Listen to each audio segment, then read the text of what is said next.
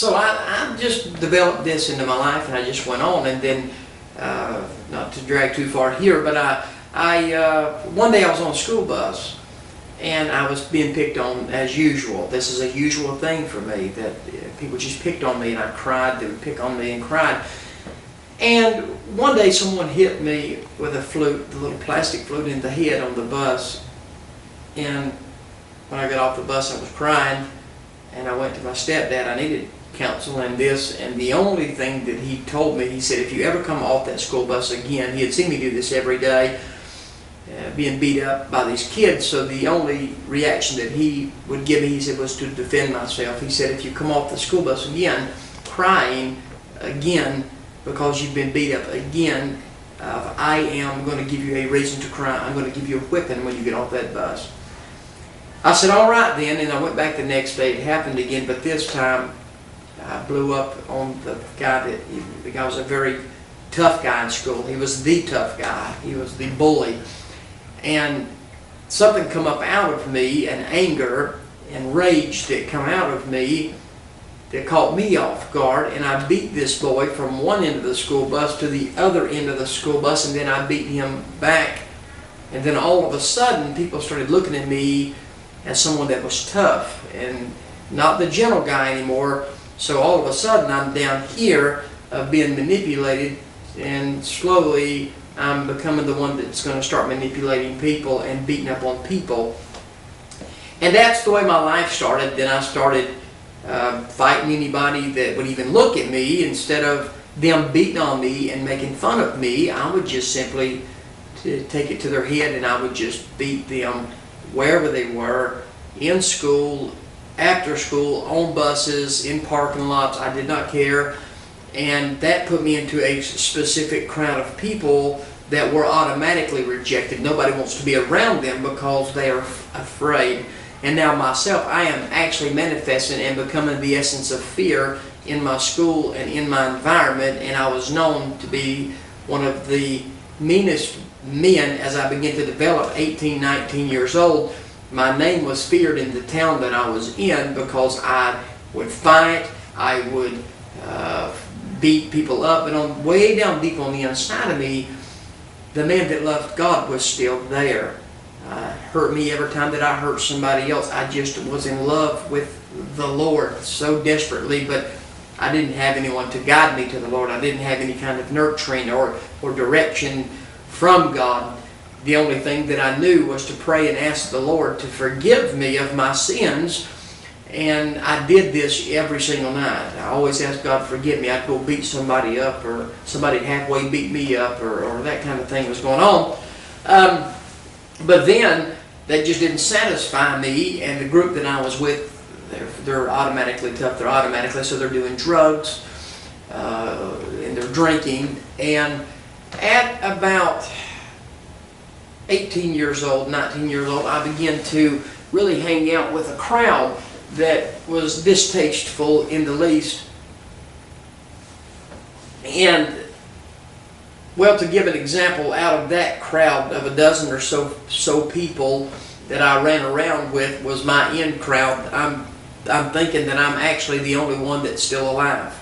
Some of them were run over by trains, some of them were shot with guns and killed, and some were killed on motorcycles and these types of things. But in my group, social group, I'm really the only one, and my older brother are the only ones that are alive. The group that we ended up being with were tough people, and because I thought that I was a tough person. And in those groups, of course, there's drinking, and I'm drinking beer and hanging out.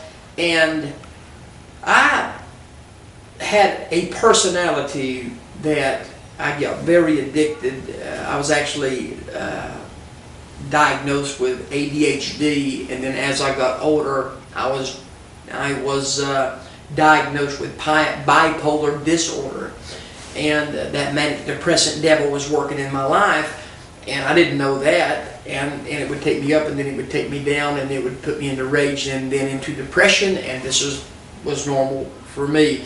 So I started doing drugs at a very young age, and I'm smoking dope, smoking cigarettes. That's where it started for me. And then it went over, a neighbor moved in beside us, and then I tried a little cocaine, and I thought the cocaine was the best thing since apple pie. And so now I'm snorting cocaine on my highs and my lows, being depressed, fighting everybody, and now I am slowly but surely evolving into something else. The enemy's got me and taken me into a new place that no longer do I want to fight with people. I'm coming out of that stage of my life, and I now want to start doing drugs and drinking and partying. And in this area of my life, I was about 22 years old, and now I want to stay drinking and partying because that's where the crowds are. I just need to be where they are because they accept me. These are what I figured to be my friends, and I wanted to be with them. And I didn't realize that every time we would get drunk, there would be a little gang fight here or there. They would always push me out because they know that I could win. And if I could not win, I could put on a good show for them and make them look good. So we would get drunk, I would fight, and now I'm drinking and fighting. I don't want that in my life anymore, so I kind of start pushing the fighting out. And I'm so depressed. It hadn't satisfied me. The fighting over these years has not satisfied me. I've been in several hundred street fights, and I had not been satisfied. I was so longing for something, and I didn't know what it was. Somebody put cocaine in front of me. I tried that, boom. Within a couple of weeks, I'm now a cocaine addict, and I am working. I opened a contracting business, my first one at 22, 23 years old. I've opened a roofing company, and that's what the neighbor was. They were roofers. I picked up that trade from them. I opened me a roofing company. Very successful at it at a very young age because I had the bipolar. I would go up and I would go, and I was able to have great dreams and visions, and I would accomplish them, and then I would pick up a drug habit and I would fall. And I went through this for a very long time, and I am snorting cocaine, and then the next thing you know, I am freebasing cocaine, and I am smoking the cocaine. I become addicted. I am in prison my first time at age 22 for breaking into car washes and stealing anywhere that I could find money to feed that habit. So I found myself in prison at age 22. I'd done a small amount of time. I got out, and the next thing, that becomes my lifestyle. And I'd become the father that I'd never met because he was institutionalized at that time. He was about 47 years old. And he had spent more than 20 years in penitentiaries and prisons consecutive at that time. He would get out and he would drink, and then he would stab someone with a knife, or he would hurt them. And I didn't realize that this is who he was. I'd picked up who he was. And I'd stepped into his steps. Those generational devils had jumped straight from him over to me. And now I'm fighting everybody. I'm drinking. I'm staying incarcerated. And what's happening in my life is I am just starting to go down, and there's nobody there to catch me. I had no one there to help me. And the whole time on the inside, I'm praying every night, asking Jesus to forgive me for my sins and telling him how much I loved him. And I just kept going down, and I kept going down. In several instances, I lost my mind in the fact that I've been in mental institutions because of the bipolar being untreated, that demon working in me, and then on top of that, that strong man of bondage, of drug addiction, he was also on me. And then I was actually in a relationship with a girl, which I absolutely hated being in that relationship. So I'm always fighting with this woman. I am dealing with my highs and my lows.